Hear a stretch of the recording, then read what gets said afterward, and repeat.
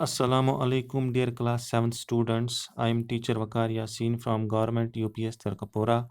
प्यारे बच्चों, आज हम हिस्ट्री का चैप्टर नंबर 2 करने जा रहे हैं। हिस्ट्री का चैप्टर नंबर 2 का जो हमारा टॉपिक है, जो मेन टाइटल है इस टॉपिक का, वो है new Kings and kingdoms.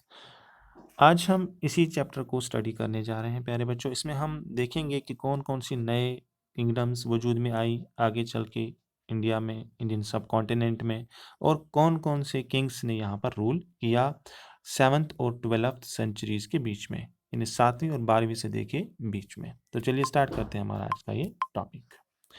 Several major ruling dynasties emerged in different parts of the subcontinent between 7th and 12th centuries.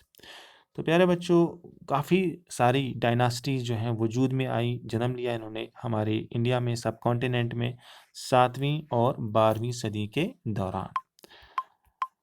The emergence of new dynasties. अब हम समझते हैं कि कैसे कैसे नई नई डायनास्टीज, नए नए किंगडम्स जो हैं वजूद में आई, क्या कंडीशंस थी जिस वजह से ये वजूद में आई।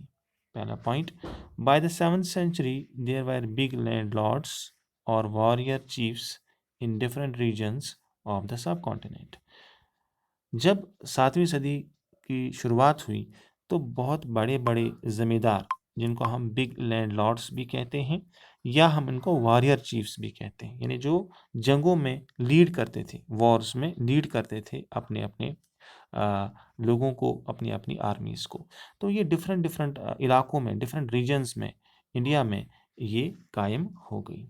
Next point, point number 2, existing kings often acknowledged them as their samanatas और subordinates।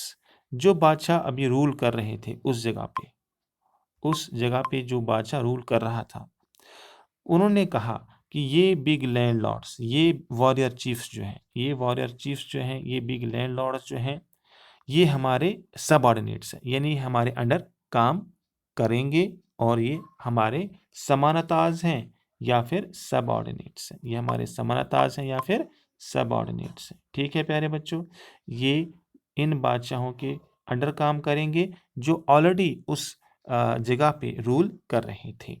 चलिए आगे बढ़ते हैं बच्चों, पॉइंट नंबर 3 पे आते हैं। They were expected to bring gifts for their kings और overlords and provide them with military support. अब ये जो किंग रूल कर रहा था, इनके अंडर ये समानताज काम कर रहे थे। ये किंग जो है, ये किंग एक्नॉलेज कर रहे थे कि ये हमारे अंडर काम करेंगे, सबऑर्डिनेट्स होंगे हमारे, या इनको समानताज भी कहा गया। किनको? इन बिग लैंडलॉर्ड्स को या इन वॉरियर चीफ्स को।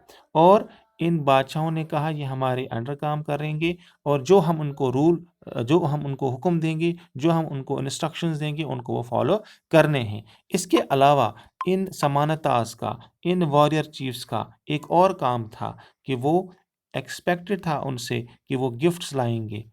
किसके लिए? इन बादशाहों के लिए। और जब इनको ज़रूरत होगी मिलिट्री सपोर्ट की, आर्मी की, तो तब इन समानताज को मिलिट्री सपोर्ट भी देना पड़ेगा। किसको? जो बादशाह रूल करता है उस जगह पे। आगे बढ़ते हैं, point number 4, some such kingdoms were those of Rashtrakutas, Chalukyas, Gurjara, Pratiharas. और ऐसी ही कुछ 3 बड़ी किंगडम्स थी उस वक्त की इंडिया में जो रूल कर रही थी। वो थी राष्ट्रकूटास की, चौलक्यास की और गुर्जरा प्रतिहारास की।